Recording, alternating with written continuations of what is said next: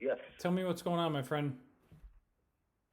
When I pull up to a stop sign, the car shakes, idles a little inconsistent, a little up and down speed wise. Leave the stop sign and go, it runs just fine. Okay. And what size engine do we have? 2.4. All right. And have we replaced anything for this so far? Uh, I replaced the plug, and that's that's it. Other than standard oil maintenance, Okay. Other than that, it's got plenty of power, correct? it has plenty of power, and it is burning a little bit of oil. But when I pulled the plugs, they were all clean, sparkling like brand new, with the 80,000 miles on them. And your question to me is what could be causing this? Is that correct?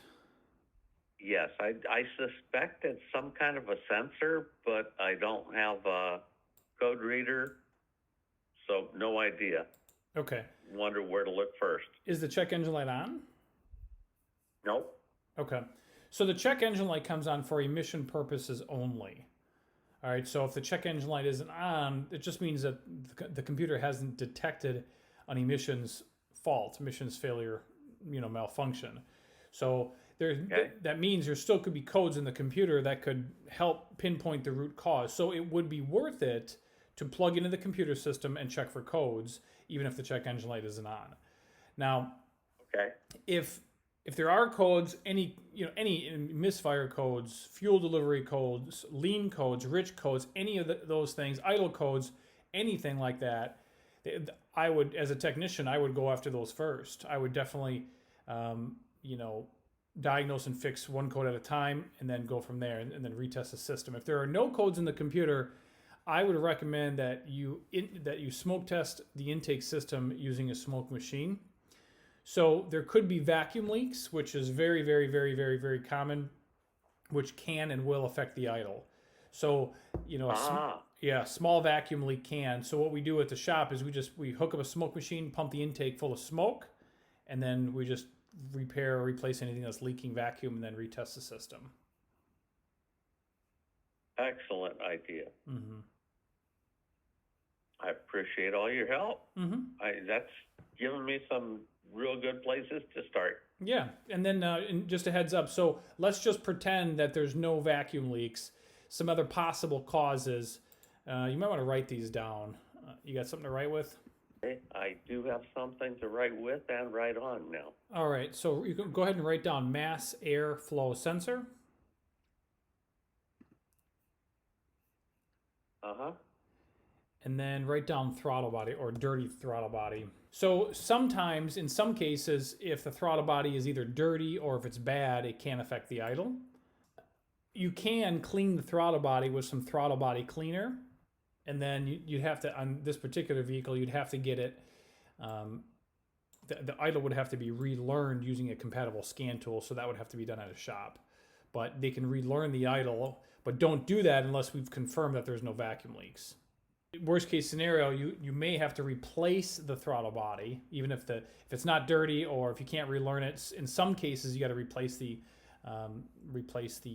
throttle body to fix an idle issue.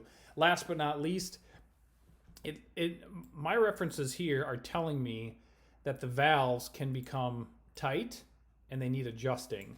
Now, I personally haven't come across this on a Toyota Matrix. Usually, Hondas are known for the valves getting out of adjustment, causing idle concerns, rich codes, lean codes, and stuff like that. But I'm showing here, it says check the valves to see if they're out of adjustment. The engine valves can become tight and cause a rough idle. That would be kind of a last resort. Intake and exhaust valves, aren't they hydraulic? That's what I thought too. I've never adjusted them on this Toyota here. I'll be honest with you, I can't remember the last time I've come across valves that were out of adjustment on a Toyota causing an idle issue.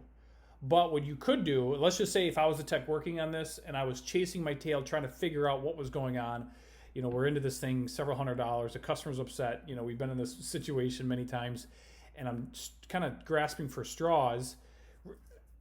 This would be one thing that I would look at, and really I would check engine vacuum before it even gets to that point. So checking for vacuum leaks and measuring engine vacuum are two different things.